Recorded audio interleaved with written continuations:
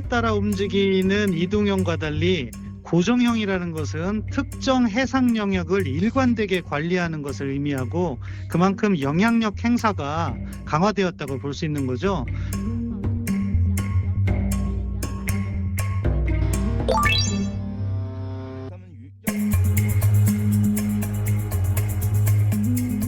岗位人员请注意。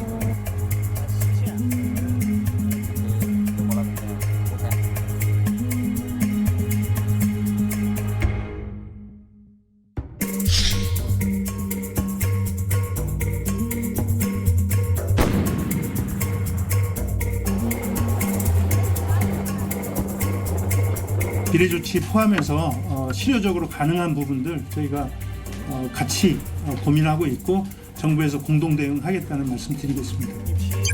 智能化的深水养殖网箱，实现我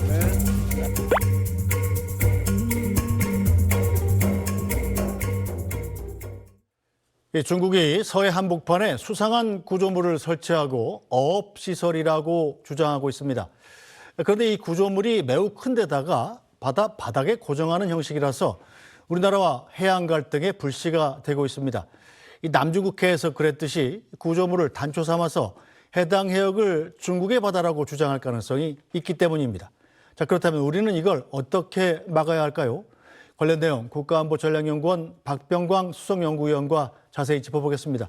위원님 어서 오십시오. 예, 안녕하세요. 네, 중국이 지금 서해에 수상한 구조물 설치를 하나, 둘 벌써 이렇게 설치하지 않았습니까? 네. 늘리고 있는데 지금 위치가 한국 해역도 아니고 중국 해역도 아닌 곳이죠. 예, 그렇습니다. 지금 중국이 이제 구조물을 정확하게 3개를 설치한 네. 거고요. 구조물을 설치한 지역은 한국과 중국의 배타적 경제 수역이 중첩되는 이른바 잠정 조치 수역이라고 말씀드릴 수가 있습니다. 거기에 이제 중국 측이 어업 양식 시설이라고 주장하는 2개의 구조물과 그다음에 관리 시설이라고 하는 또 하나의 구조물 해서 이제 3개가 설치되어 있죠. 네, 이 지역에 결국 이제 잠정 조치 수역이긴 합니다만 중국 쪽에 가깝기는 합니다. 자, 그런데 이 철골 콘크리트로 만들어서 바닥에 고정을 했고요. 헬기 착륙 시설까지 갖췄다고 그래요? 네, 맞습니다. 이것은 사실 이제 여러 가지 잠재성을 내포하고 있는 것이라고 볼 수가 있는데요. 한국과 중국은 이 잠정조치 수역에서 2가지 사항에 대한 합의를 이룬 바가 있습니다. 그게 뭐냐면은 네. 첫째는 상호 간의 자유로운 어업 활동을 인정한다. 네. 그리고 항행의 자유를 인정한다라는 2가지였습니다. 근데 중국이 이른바 설란이라고 하는 이 2개의 구조물을 양식 시설이라고 주장을 하고 있죠. 근데 그렇다면은 이제 그것의 사실 여부를 확인을 해봐야겠습니다만은 양식 시설이라고 하는 것과 별개로 최근에 세운 3번째 고정 설치물은 이거는 이제 관리 시설이라고 하면서 고정 시설물을 설치했는데 네. 그 용도 폐기된 그 해양시 추선을 갖다 박아놓은 것으로 알고 있거든요. 네.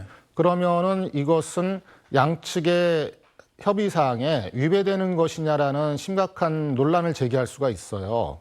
그러니까 이게 그 부분이 하나가 이제 문제가 된다고 볼 수 있고 또 하나는 그러한 것을 떠나서 한중 간에 서로 상호 신뢰와 상호 존중의 입장에 서서 본다면은 이러한 시설물을 설치할 때에는 한국 측에 사전 논의를 하거나 또는 통지를 하는 것이 마땅한데도 불구하고 이러한 조치 없이 일방적으로 행동을 했다라는 것이 양국 관계의 발전이나 또는 상호 신뢰 구축에 상당히 저해 요소가 된다라는 점을 지적할 필요가 있죠. 네, 자, 중국은 지난 2022년부터 서해 철골 콘크리트 구조물을 설치해 왔던 걸로 드러났습니다. 이 사실은 SBS가 처음 보도했었는데요. 당시 리포트 영상 보시겠습니다. 지난달 14일 서해 한중 잠정조치 수역에서 발견된 중국 석유 시추 구조물에 대해 외교부가 지난 8일 주한 중국 대사관을 통해 입장을 전달한 것으로 확인됐습니다. 어느 나라 관할인지 경계선 획정이 안 된 수역인 만큼 최종 경계 합의를 방해하는 행위를 하지 않도록 한 유엔 해양법 협약 위반일 수 있다며 사실관계 확인을 요청한 겁니다. 주한 중국 대사관 측은 대사관 차원에서 파악한 게 없으며 구조물 설치 여부에 대해서도 확인된 바 없다고 답한 걸로 전해졌습니다. 중국 외교부도 SBS 질의에 원론적 입장만 내놨습니다. 我暂时还不掌握。我可以告诉你的是，中韩双方正在推进海域划界谈判。 네, 자 중국이 저런 시설물을 설치하는 것 자체가 한중 간에 맺었던 협약 위반은 아닌가요? 그건 굉장히 중요한 질문입니다. 이것이 사실 한중 간의 합의사항 위반이 아니라고 할 것 같으면 우리의 이제 과도한 반응이 될 수도 있는 것인데 네. 그 부분에 대해서 저는 이렇게 생각을 합니다. 좀 전에 말씀드린 것처럼 한중 합의사항이라고 하는 것은 자유로운 어업 활동을 인정한다라는 것이거든요. 그런데 이것이 그 두 개의 설치물 이외에 최근에 설치된 그 시설물은 어업 활동과는 관련이 없는 거라는 점이죠. 이게 이제 합의사항 위반의 여지가 있는 것이고 또 하나는 한중 합의와는 별개로 유엔 해양 협약이라는 게 있습니다. 근데 그 유엔 해양 협약에서는 상호 해양 경계 획정이 완료되지 않은 잠정 조치 수역에 대해서는 그러한 그 합의를 영향을 미치는 특히 부정적 영향을 미치는 행위를 하지 않는다라는 것이 의무사항으로 되어 있습니다. 그런 점에서 봤을 때 우리나라에서 이렇게 논란을 빚고 한중 간에 이러한 이슈를 만드는 중국의 일방적인 조치는 사실은 현상 변경이고 유엔 해양 협약을 위반한 것이라고 볼 수 있는 점이 있죠. 네, 이 당시에 3년 전부터 우리 정부 사실관계를 추가로 파악하겠다고 얘기를 했었는데 그 뒤로 중국과의 협의나 이런 것들이 좀 있었습니까? 그게 아마 잘 안 됐을 거예요. 왜냐하면은 2019년에 이제 한국과 중국이 그 국장급 해양경계 획정 회담을 하기로 했어요. 네. 그러고 나서 두 차례 그동안에 회담이 있었습니다. 근데 그 두 차례 회담이 그 코로나로 인해서 영상회담으로 진행됐거든요. 네네. 그리고 사실은 오늘 세 번째 지금 하고 있죠. 담당 국장 회담이 열렸습니다. 오늘 회담에서도 이 문제를 반드시 거론하겠죠. 당연히 거론했을 것이고요. 네. 한국 측에서는 아마 이제 그 사태에 대한 분명한 사실관계 해명, 그 다음에 더 이상의 그 추가적인 조치가 이루어지지 않는 것들, 그리고 어쩌면은 그 현재 설치된 시설물의 퇴거 조치라든가 네. 이러한 것들을 아마 강력히 요구했을 가능성이 있습니다. 자, 우리 정부의 요구가 뭐 당연히 있을 텐데 오늘 뭐 하루 종일 회담을 한다는 거 아니겠어요? 강력히 요구하겠습니다만 중국이 그걸 들어줄지는 상당히 불확실하지 않습니까? 예를 들어서 지금 중국이 저 시설물 두 개로 그치는 게 아니라 앞으로 더 만들어서 설치하겠다 이런 계획까지 현지 언론에 밝혔다고 그래요? 제가 보기에도 중국이 아마 한국 측의 요구를 받아들여서 기존의 시설물들을 퇴거할 가능성은 높아 보이지 않습니다. 왜냐하면 저런 시설물 하나에 이미 수백억 원이 들어간 것이고 네. 또 그 선란 1호라는 것은 그들의 연어 양식장이라는 사실을 이미 이제 밝힌 사례가 있거든요.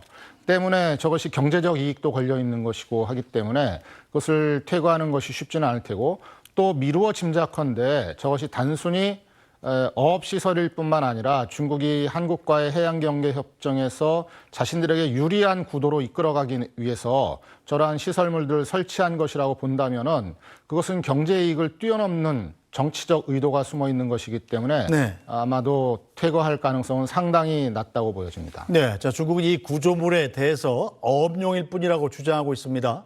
중국 외교부 대변인의 이야기도 들어보겠습니다. 我愿重申，中韩两国海洋权益主张重叠，双方正在推进海域划界谈判，同时根据中韩渔业协定，在中韩暂定措施水域内积极开展合作。中方企业在上述暂定水域建立的渔业养殖设施，这并不违反中韩的有关协定。中方通过海洋事务对话合作机制等渠道向韩方介绍了有关情况，并保持着沟通。我们希望韩方能够客观理性地看待。 자, 중국 말대로 이게 이 한중 어업협정을 위반하지 않는 거라면 자, 떳떳하다면 우리 정부 관련 기관이 가서 조사를 한다고 했을 때 조사를 하게 해주면 되는 거 아니겠습니까? 그렇죠. 그런데 그걸 안 해주고 있는 거죠. 네네네. 그게 또 이제 문제가 되는 거죠. 사실은 선란 1호의 경우에는 네. 중국이 자신들의 그 연어 양식장이라는 사실을 공개적으로 밝혔고 또 보여주었어요. 네. 그래서 그것이 연어가 이제 양식되고 있는 모습도 밝혔고, 그렇지만 이제 선란 2호는 아직 그러한 것을 공개적으로 밝힌 바가 없습니다. 그리고 또 최근에 설치된 것으로 알려진 그 시추선을 이용한 시설물 같은 경우는 저것의 용도가 아직도 불투명합니다. 그러니까 선란 1호와 2호는 뭐 100% 믿어줘서 예. 어업 양식 시설이라고 믿는다 하더라도 네.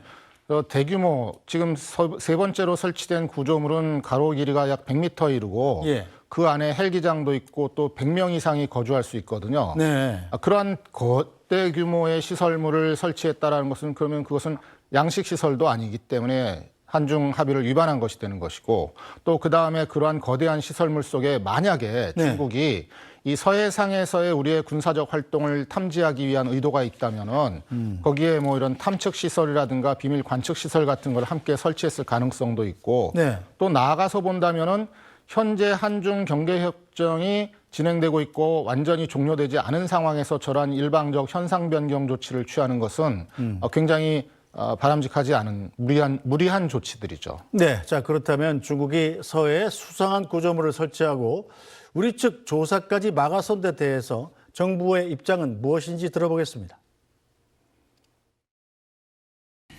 그 해당 구조물은 그 해양수산부에서는 단순 해상 구조물로 지금 알고 있고요. 구체적인 재원은 아직까지 확인된 바가 없습니다. 충돌에 대한 부분을 염려하고 있기 때문에 외교 당국을 통해서 적절하게 저희가 좀 강하게 저희가 항의를 하고 있다는 말씀을 드립니다.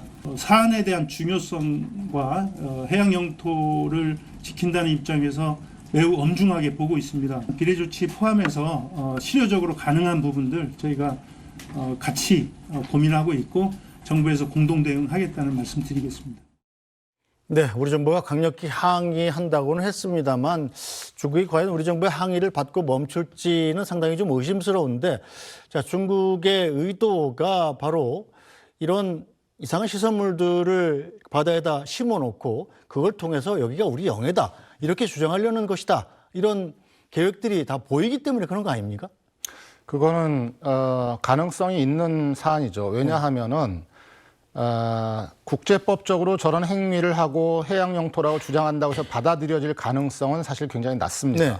그럼에도 불구하고 중국으로서는 최대한 자신들의 해양력 강화라든가 해양 경계 확장이라는 의도를 가지고 저런 시설물을 설치한다고 볼 수 있는 우리로서는 합리적인 추론이 가능한 것이, 왜냐하면은 남중국해에서 이미 저러한 행동을 한 사례가 있거든요. 네. 그리고 남중국해에서 그러한 행동으로 있어도 국제적 물의를 일으켰고, 그래서 이제 필리핀의 제소로 국제사법재판소에 갔습니다마는 국제사법재판소에서는 그 남중국해에 설치한 인공 구조물을 영토 획정의 근거나 또는 해양 영토 그 주장의 근거로 볼 수 없다라는 네. 그러한 판결을 내린 바가 있습니다. 제가 베이징에서 특파원 할 때 국제사법중재재판소가 이 필리핀의 손을 들어줬어요. 실제로 필리핀이 억울했던 건 뭐냐면 그 섬이 필리핀에 훨씬 가깝습니다. 거의 필리핀 해안에 있는데 그걸 중국이 와서 자기네 거라고 우기면서 이제 국제사법재판소까지 간 건데, 그 국제사법재판소가 필리핀의 손을 들어줬는데도 불구하고 중국이 그 인공섬을 철거했다든가 하는 보도는 그 뒤로 보지 못했습니다. 그것도 굉장히 중요한 지적이신 게, 한번 설치한 구조물을 중국이 철거하기는 아까 제가 어려울 것이라고 말씀드리지 않았습니까? 그것처럼 이제 필리핀의 사례에서도 그런 것이고, 또 이 남중국해에 설치된 중국의 인공구조물들은 군사적 목적이 분명한 것들이 많습니다. 예를 들어서 그쪽에 있는 그 산호초 섬을 이용해 가지고 공군 비행장을 건설한다든가, 네. 그리고 거기에 이미 이제 여러 가지 군사 무기를 배치한 사례가 있거든요. 때문에 이러한 것을 놓고 보았을 때 서해상에서도 중국이 그러한 행동에 유사한 접근 방식을 취할 것이라는 우리로서는 이제 굉장히 우려스러운 합리적 추론이 가능한 것이죠. 남중국해의 이른바 해양 알박기 전략 같은 것들은 미국하고도 심각한 갈등을 일으켰었는데, 자, 언뜻 생각하기에 중국은 땅도 넓은데 왜 바다에까지 이렇게 욕심을 부리나 하는 점입니다. 이건 왜 이런다고 생각하십니까? 글쎄, 그건 쉽게 말하면은 제 생각에는 가진 게 많은 놈이 더 욕심을 부리지 않나요? 그리고 뭐 좀 더 논리적으로 설명하자면은 2013년에 시진핑 주석이 등장하면서 네. 시진핑이 강조했던 것이 뭐냐면 이른바 해양 강국화라는 것이었습니다. 중국은 원래 그 대륙 국가이기 때문에 해양 세력과는 달리 그 해양에 대한 특별한 개념이나 뭐 이렇게 중시하는 게 비교적 상대적으로 약한 나라였습니다. 네. 근데 이제 시진핑이 2013년에 중국의 국가이익이 해양을 통해서 세계적으로 뻗쳐 있기 때문에 우리도 해양 강국화를 추구해야 된다라는 그러한 이제 주장을 한 이후부터 중국이 남중국해, 동중국해, 뭐 서해 등 가리지 않고 이러한 그 해양에서의 시티 파워, 그러니까 해양력을 확장하는 데 굉장히 매진하고 있는 것이죠. 자, 중국의 이런 행태에 대해서 미국의 한 연구소는 일명 회색지대 전술이란 지적을 했습니다. 국내 전문가들도 이 부분을 우려하고 있습니다. 회색지대 도발이라는 것은 도발인지 아닌지 확인이 어려운 것을 의미하거든요. 이번에 그 해상 고정물, 이거 뭐라고 할까? 이번에 중국의 해상 구조물 설치 역시 이것이 국제법적으로 불법적인 것인지 아닌 것인지 확인하기는 어렵지만 그럼에도 불구하고 중국의 영향력 확대를 위해 이용된다는 점에서 회색지대적인 성격을 가지고 있다고 봐요. 네, 자, 회색지대 전략 이게 뭡니까? 회색지대 전략이라는 것은 이제 영어 용어인데 네. 이른바 그레이존이라고 하는 것이죠. 그러니까 전통적인 전쟁은 무기를 이용해서 직접적으로 죽고 살리는 어떤 그런 싸움을 했잖아요. 네. 근데 이것이 이제 무기와 전략 전술의 발전 속에서 이것이 정말로 침략인지 아닌지 그리고 이게 정규군의 형태로 벌어지는 것인지 아닌지 등등 상대방을 상당히 일단 혼란스럽게 빠뜨리고 국제사회의 개입을 저지하기 위해서 펼쳐지는 이른바 회색지대 전략이라고 하는 것이죠. 예를 들면은 이거 주체의 모호성, 네. 그리고 방법의 불명확성 이러한 것들이 일반적으로 회색지대 전략의 특징인데 이 해양 분쟁 같은 경우에는 중국은 대표적으로 이제 해양 경찰이나 해군이 아닌 네. 이른바 해양 민병대라고 하는 것을 동원하는 회색지대 전략을 또 대표적으로 활용하고 있습니다. 자, 그렇다면 지금 당장 국제법상으로 문제를 제기할 수 있는 상황도 아니라면 자, 우리는 그럼 어떻게 대응을 해야 되나요? 그게 쉽지는 않지만은 대응 방법이 없는 건 아닙니다. 제가 생각할 때는 첫째는 이제 오늘 한중 그 국장급 회담이 열린 것처럼 네. 외교적인 통로와 대화를 통해서 협상을 통해서 해결을 시도하는 것이 가장 이제 합리적이겠죠. 강력하게 항의하고 또 기존의 설치물들을 이제 퇴거하거나 아니면은 이 잠정 조치 수역 바깥으로 이동하도록 네. 이러한 것을 요구하는 것이 필요하다고 보고요. 1차적으로 그것이 되지 않을 경우에는 우리도 이제 거기에 맞춰서 네. 비례적인 구조물 설치라든가 네. 이런 비례적인 대응을 고려할 필요가 있을 것 같습니다.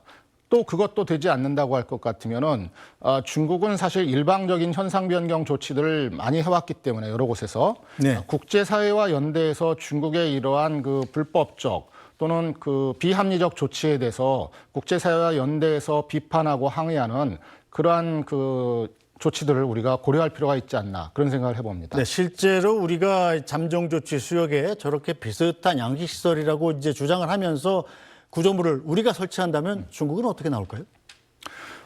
그것은 이제 중국도 곤혹스러울기는 마찬가지일 것입니다. 근데 다만 우리가 불리한 점이 하나 있어요. 네. 왜냐하면 중국은 사회주의 국가이기 때문에 공산당이 결정하면은 무조건적으로 저런 것을 이제 사회적 논의 없이 설치할 수가 있는 것이죠. 근데 우리는 자유민주주의 국가지 않습니까? 네. 저것을 설치할 때 드는 수많은 예산이라든가 또는 설치의 목적과 용도라든가 이런 여러 가지 경제적 이익이라든가를 종합적으로 고려해야 되기 때문에 중국과는 사실 처한 환경이 달라서 상대적인 약점이 작용할 수 있다는 게 좀 아쉬운 부분입니다. 중국 산동해양그룹은 지난 2022년 3월 문제의 구조물을 어업 이외의 활동이 금지된 서해 한중 잠정조치 수역 안에 설치했습니다. 서해 양식장 개발에 나선다며 설치한 해당 구조물은 석유 시추 시설인 애틀란틱 암스테르담호를 개조한 겁니다. 국내 석유 시추 전문가들은 애틀란틱 암스테르담호는 약 수심 120m 이내 해상에서 고정형으로만 운영되는 시설이라고 SBS 기자에게 설명했습니다. 지난 2022년 SBS가 처음으로 중국이 서해의 석유 시추 시설로 추정되는 구조물을 세웠다는 보도를 했을 때부터 현재까지 같은 자리에 고정돼 있었을 가능성이 높은 걸로 보입니다. 중국 측은 구조물이 양식장 관리용이라고 주장합니다. 하지만 헬기 착륙장도 있고 최대 100명을 수용할 수 있는 가로 100m, 세로 80m 규모라 어업이 아닌 전략적 용도로 의심받고 있습니다. 고정형이라는 것은 특정 해상 영역을 일관되게 관리하는 것을 의미하고 영향력 행사가 강화되었다고 볼 수 있는 거죠. 중국은 고정형 구조물 주변에 감시탑처럼 생긴 반잠수형 구조물인 선란 1, 2호기도 띄워놓은 상태입니다. 중국은 이 역시 양식 시설이라고 주장하며 선란 1, 2호기가 있는 바다를 국가 심해양식 시범구로까지 지정했습니다. 이에 더해 중국 칭다오시는 올해 안에 선란과 유사한 반잠수형 구조물 10개를 추가로 설치할 계획이라고 현지 언론에 발표하기도 했습니다. 중국은 필리핀, 타이완 등과 영토 분쟁 중인 남중국해에서도 비슷한 행각을 벌여왔습니다. 중국은 지난 2014년부터 남중국해에 인공섬들을 만들기 시작했는데 이어 대공포와 미사일 방어 체계를 구축해 군사 요새로 둔갑시키더니 결국 인공섬을 중국 영토, 주변 바다는 중국 영해라고 우기고 있습니다. 해상 경계선이 확정되지 않은 서해안중 잠정 수역에서도 중국이 어업시설이라며 대형 구조물을 세워 영향력 확대를 꾀한다는 분석이 나오는 이유입니다. 우리 정부는 지난 2022년부터 중국의 서해 잠정 수역 내에 시설물 설치 중단을 요구해왔습니다. 중국이 불응하자 정부는 단순한 외교적 대응을 넘어 우리도 잠정 수역에 구조물을 설치하는 비례적 대응을 추진하기로 했습니다. 비례 조치 포함해서 실효적으로 가능한 부분들 저희가 같이 고민하고 있고 정부에서 공동 대응하겠다는 말씀 드리겠습니다. 정부는 이번 주 예정된 한중 해양협력 대화에서도 중국의 책임 있는 설명을 요구할 방침입니다. SBS 김수영입니다.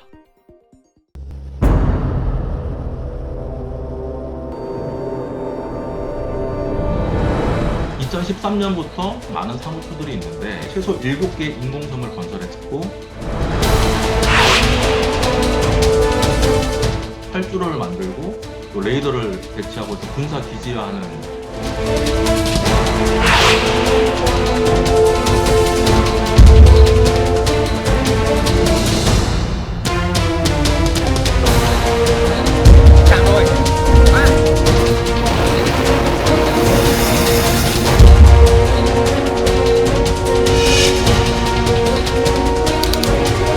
중국이 서해 높이 70m가 넘는 대형 구조물을 세웠습니다. 중국이 서해를 내해화하겠다. 즉 중국이 자신의 앞마당으로 만들겠다는 일종의 회색지대 전술이 아니냐.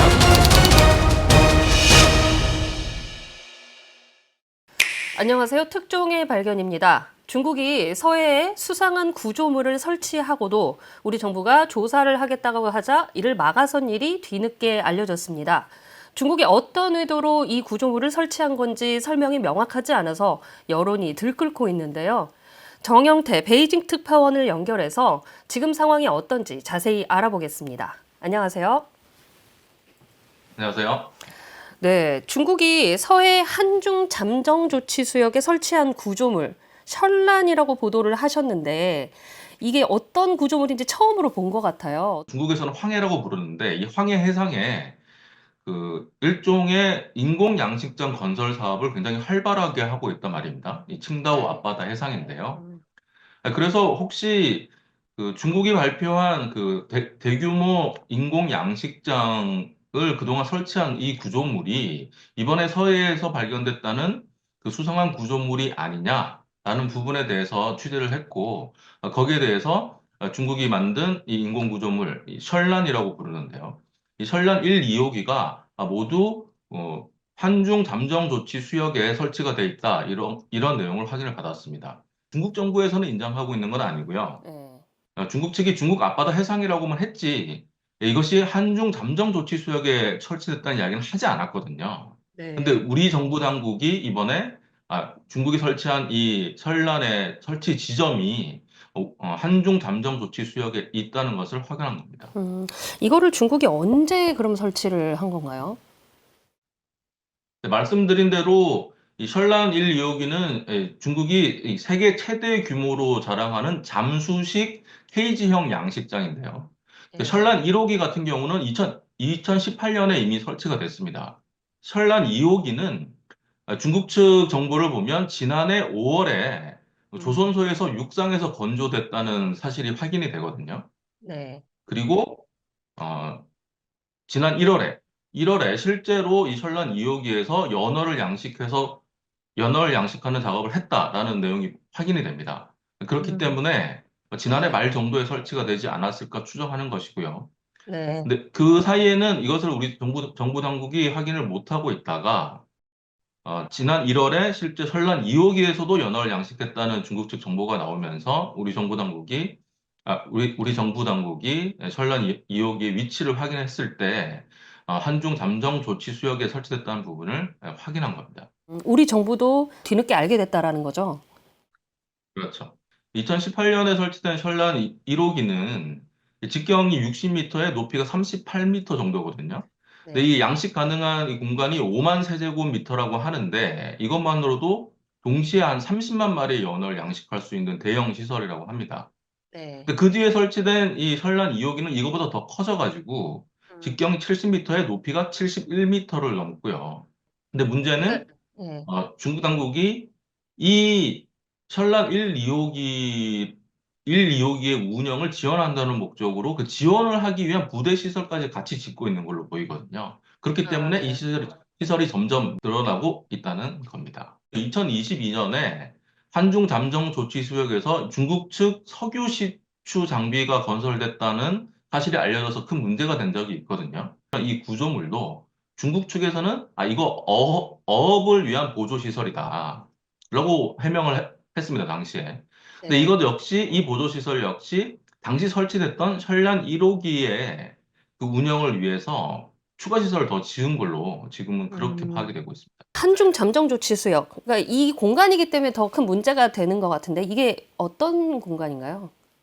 네, 서해는 한중 간의 거리가 매우 가깝기 때문에 가장 먼 거리를 따져도 약 한 280해리 정도밖에 안 되거든요.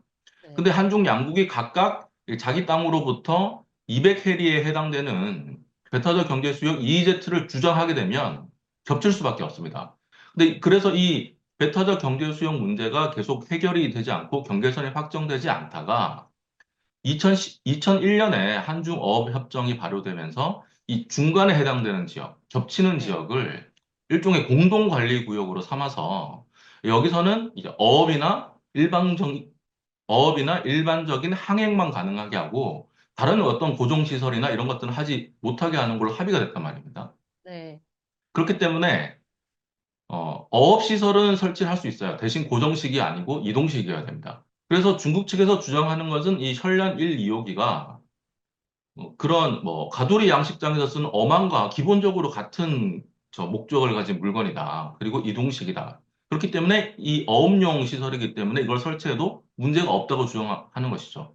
그리고 앞서 말씀드린 것처럼 그 주변에 계속 부대 시설을 짓고 있잖아요. 네. 그래서 이게 중국이 표면적으로 내세우는 이제 어업용 시설이라는 목적을 받아들인다고 하더라도 이게 굉장히 대형 시설을 점점 늘려가고 이 옆에 부대 시설까지 계속 짓게 된다면은 이거 나중에 사실 다른 목적으로 활용할 수 있는 일종의 해양 기지처럼 활용할 수도 있는 거 아니냐 이런 의구심을 가질 수밖에 없는 겁니다. 그렇게 어업을 위한 용도로 만들어진 시설물이라면 왜 굳이 그렇게 예민한 그 곳에다가 굳이 이거를 설치했냐 이런 지적들이 좀 많더라고요. 저도 이번에 알게 된 건데 이 서해에는 13만 제곱미터에 달하는 거대한 이 저층 냉수대라는 게 존재한다고 하는데요. 그러니까 바다에서 좀 더 들어간 곳에 이제 찬물이 존재하는 구간이 있다는 거죠. 근데 여기가 이제 다양한 해양 생물과 우리가 살기 때문에 굉장히 해양 생태계에서 중요한 부분이라고 해요. 근데 이 서해에 있는 이 저층 냉수대가 이 지도를 보면은 한중 잠정 조치 수역과 상당 부분이 겹칩니다. 네. 근데 중국이 앞서 말씀드렸듯이 설란 1, 2호기에서 연어를 양식했다고 했잖아요. 네. 그래서 굳이 한중 잠정 조치 수역에 이런 시설을 설치하는 목적이 크게 두 가지 정도가 있다고 보이는데 첫 번째는 이제 해양 자원을 선점하겠다는 거죠. 중국 측 영역을 놔두고 한중 잠정 조치 수역을 살짝 넘어서 들어왔다는 거는 이 지역의 해양 자원을 선점하겠다. 이런 목적이 있는 걸로 보이고요. 더 중요한 거는 제가 더 추가 취재를 해봤을 때 중국이 이 근처 해역을 아예 국가 심해 양식 시범구로 지정했다는 사실이 확인되거든요. 그러면 이 심해 양식 시범구가 한중 잠정 조치 수역을 상당 부분 포함하고 있을 수도 있겠다. 이런 추정이 가능한 거죠. 두 번째는 많은 안보 전문가들이 지금 지적하고 있는 부분이 중국이 서해를 내해화하겠다. 즉 중국이 자신의 앞마당 바다로 만들겠다는 어떤 그런 목적이 포함되어 있는 거 아니냐는 분석도 나오고 있는 거거든요. 중국이 이 서해를 자신들의 앞바다로 만들겠다는 이 내해화 전략은 굉장히 오래전부터 추진되어 온 거거든요. 근데 여기에다가 어업시설이라고 주장하는 이 대규모 양식장을 설치한 건 일종의 회색지대 전술이 아니냐 이런 분석도 나옵니다. 왜냐하면 이제 회색지대 전술이라는 건 전통적인 어떤 군사적 수단이 아닌 다른 수단을 이용해서 그 지역에 영향력을 행사하거나 압박을 하는 걸 말하는 거잖아요. 네. 근데 앞서 말씀드렸듯이 한중 잠정 조치 수역에 어업 관련 시설을 짓는 거에 대해서는 우리가 막을 수가 없어요. 지난달에 우리 해양조사선이 조사를 나갔을 때도 이걸 철거를 요구하기 위한 이런 목적이 아니고 대규모 연어 양식이 이루어지고 있다는 걸 확인했기 때문에 그 주변 지역에서 해양 오염이 많이 벌어질 수 있지 않냐는 명분으로 조사에 들어갔던 거거든요. 네. 이걸 근본적으로 지금 철거를 요구하기가 힘든 상황이에요. 그러니까 우리 정부가 온누리호가 가서 조사를 하겠다고 했는데 이거를 굳이 막아선 이유가 이런 것 때문이었나. 우리도 해양 오염이 우려되기 때문에 조사한다는 그런 이제 이유를 들었지만 사실은 우리 정부 당국 입장에서도 과연 이 거대한 이 시설물이 정말 어업을 위한 목적만이 있는 건지 혹시 다른 목적으로 활용될 가능성은 없는 건지 이런 부분들을 확인하지 않을 수 없잖아요. 네. 이렇게 큰 시설물이 지어져 있고 이 시설물 주변으로 보조시설물들이 계속 들어서고 앞으로 또 더 추가할 수도 있는 상황이기 때문에 우리 정부도 이걸 계속 그냥 방치할 수는 없고 가서 정밀하게 관찰할 필요가 있었던 거거든요. 근데 사실 그 한중 어해협정에 보면 자국 시설이나 자국 선박에 대한 감독권은 자국 정부가 갖고 있습니다. 한중 잠정 조치 수역, 일종의 공동 관리 구역 내에서는 공동 관리한다고 하지만 자국 선박이나 자국 시설에 대한 조사권은 자국 정부가 갖고 있는 것이죠. 그 구조물에 대한 조사나 어떤 계획이나 이런 거를 공유받을 수 없는 건가요? 당시 만들어진 어업협정으로는 이걸 제재할 방법이 사실 없는 거예요. 이때부터 우리 정부 당국은 다른 대응 방법을 생각해 봐야 된다는 거죠. 왜냐하면 이 어업협정이 2001년 이후에 계속 유지되고 있는 것처럼 보이지만 사실은 형식상으로는 5년마다 이것을 연장하게 돼 있습니다. 그 어업협정을 연장하는 시점에 왔을 때 한국 정부의 이런 요구에 대해서 중국이 쉽게 응할 리가 만무하잖아요. 우리 외교부 대변인이 당일 그렇게 얘기했잖아요. 서해의 한국의 정당한 권익을 위해서 범정부 차원에서 노력해오고 있다고 얘기하지 않았습니까? 그렇다면 정말로 범정부 차원에서 중국이 계속 이런 시설물을 확대하는 거에 대해서 앞으로 어떻게 요구하고 대책을 세워야 될지 지금부터 굉장히 세밀한 전략을 세워야 되고 중국이 그걸 그냥 들어줄 리 만무한 시점에서 여러 가지 협상 대응 카드가 있어야 된다는 거죠. 근데 문제는 이제 한국의 지금 정치 상황이 이렇다 보니까 과연 지금 그런 대책을 세우고 있는지 그리고 어떤 협상 카드들을 마련하고 있는지 앞으로의 로드맵이 있는지 이런 부분들이 상당히 우려되는 부분이 있는 건 사실입니다. 앞서 말씀드린 지난해 우리가 조사를 한번 시도했다고 했잖아요. 근데 그 조사를 시도한 목적이 뭐냐면 우리 정부 당국이 이 시설물을 육안으로 확인한 적이 한 번도 없다는 거예요. 그때까지. 중국 정부가 이 시설을 설치했다. 그리고 중국 측 황해에 설치했다라는 보도나 사진을 통해서 그동안 봤고 이게 잠정 조치 수역에 있는지 밝히지 않았기 때문에 우리도 거기다가 어업시설 짓자. 우리도 그런 식으로 대응을 하고 중국도 그런 좀 경계심을 갖게 해야 되는 거 아니냐 이런 목소리도 굉장히 많이 나오고 있거든요. 그게 우리의 선택지 중에 하나라고 말씀하시는 분들도 분명히 계신데요. 근데 이 설날 1, 2호기 영상을 보시면 아시겠지만 이거 어디서 만들었냐면 중국에 있는 대형 조선소에서 만든 겁니다. 그리고 자동화된 시설이고 이 케이지 안에 있는 바닷속에 있는 거죠. 케이지 안에 있는 그 상황, 즉 뭐 그 안에 양식하는 뭐 연어 이런 상황을 CCTV로 원격에서 다 조종하고 볼 수 있어요. 이 시설물을 우리도 막 똑같이 만들자라고 해서 지금 당장 쉽게 한 번에 뚝딱 만들어낼 수 있는 시설물이 아니거든요. 네. 조선소에서 건조한 일종의 뭐 거대한 해양 기지 같은 거죠. 네. 그렇기 때문에 앞서 말씀드렸듯이 우리도 똑같은 시설을 짓자라고 하는 아이디어를 낼 수 있겠지만, 그걸 통해서 우리가 중국과 어떻게 협상을 할 것이고, 또 어떻게 대응을 할 것인지에 대한 정부 차원의, 정말 범정부 차원의 긴 로드맵이 필요한 상황인 거죠. 서해에는 동경 124도선 문제가 있거든요.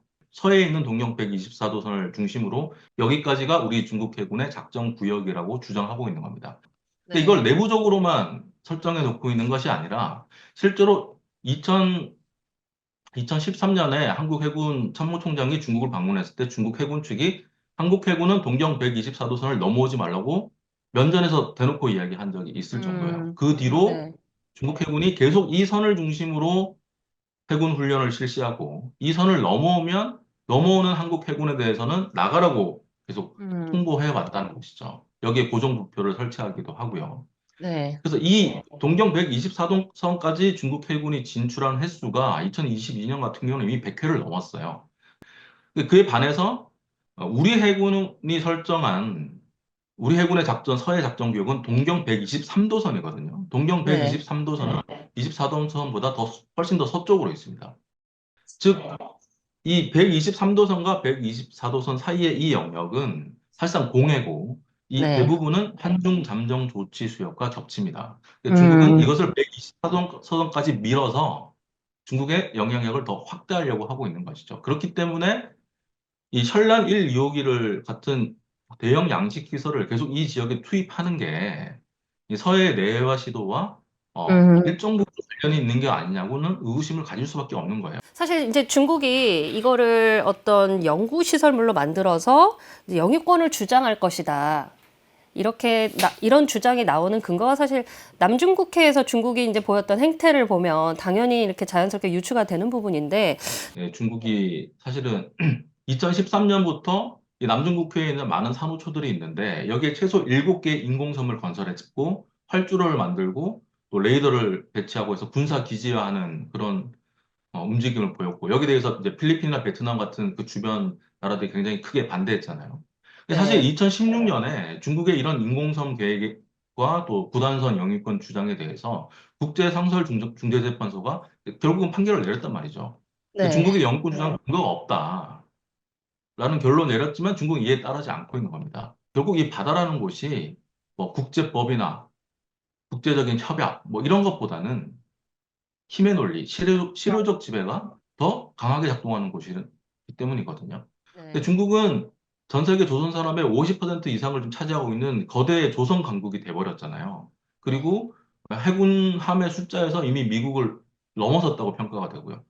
그만큼 중국의 해군력, 해경력이 커지다 보니까 이 바다에서는 아무리 뭐 레이더상, GPS상 뭐 배타적 경제 수역이 어떻고 영해가 어떻고 이야기를 하더라도 실효적 지배를 통해서 힘의 논리로 부딪히게 되면 이걸 막아낼 방법이 마땅치 않다는 거죠.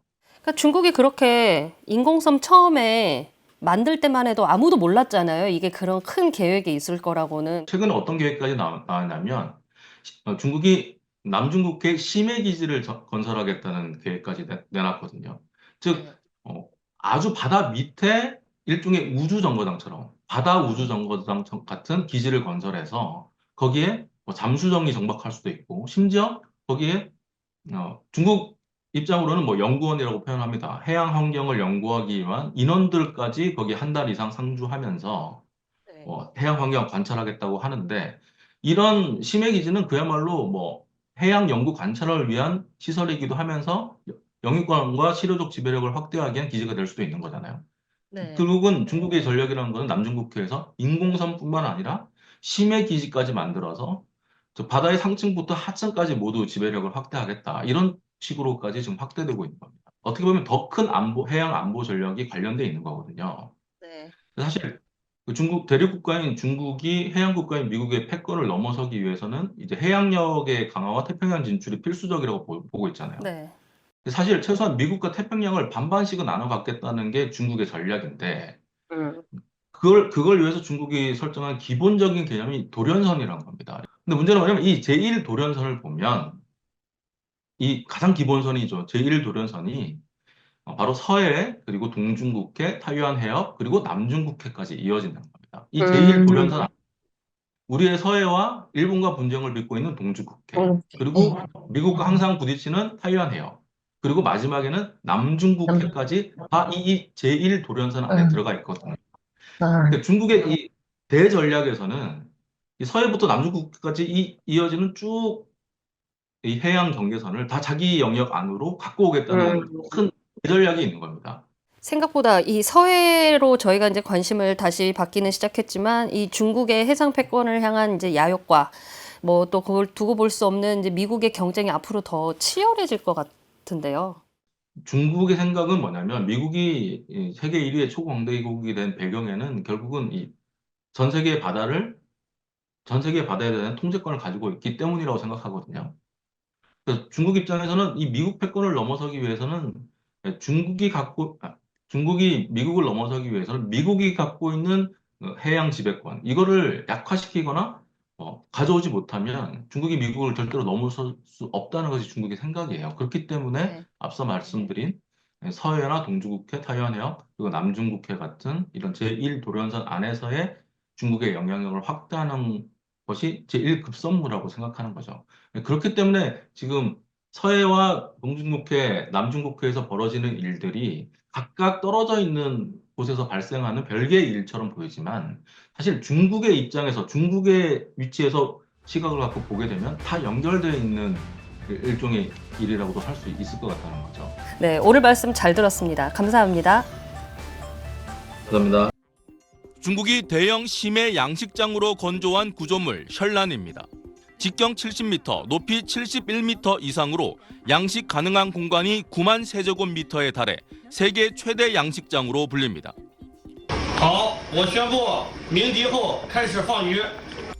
문제는 중국이 이 대형 구조물을 서해 한중 잠정 조치 수역에 잇따라 건설했다는 겁니다. 잠정 조치 수역은 한중 간 200캐리 배타적 경제 수역이 겹치는 곳으로 양국이 수산 자원을 공동 관리하는데 어업과 항행을 제외한 다른 행위는 금지됩니다. 중국은 산둥성 칭다오 앞 이 수역에 두 구조물 셜란 1, 2호기를 잇따라 설치한 것으로 확인됐습니다. 지난달 우리 해양조사선 온누리호는 대규모 양식으로 해양 오염이 우려된다며 조사를 시도했습니다. 하지만 약 1km 거리까지 접근하자 중국 해경과 민간 선박이 나타나 조사 장비 투입을 막았습니다. 한국 해경도 함정을 급파하면서 현장에서 중국 측과 2시간 동안 대치가 이어졌고 결국 조사는 이뤄지지 못했습니다. 우리 외교부는 정당한 조사를 막은 것에 대해 주한 중국 대사관 측에 항의했습니다. 서해에서 우리의 정당하고 합법적인 해양 권익이 영향을 받지 않도록 범정부 차원에서 적극적으로 대응해오고 있습니다. 중국이 이동식 어업시설이라고 하지만 이를 영구시설물화해 영유권 주장의 근거로 활용할 수도 있기 때문에 우리 정부는 주의를 기울이고 있습니다. 3년 전에도 잠정 수역에서 중국 측 석유 시추 구조물이 발견돼 문제가 된 적이 있습니다. 베이징에서 SBS 정영태입니다.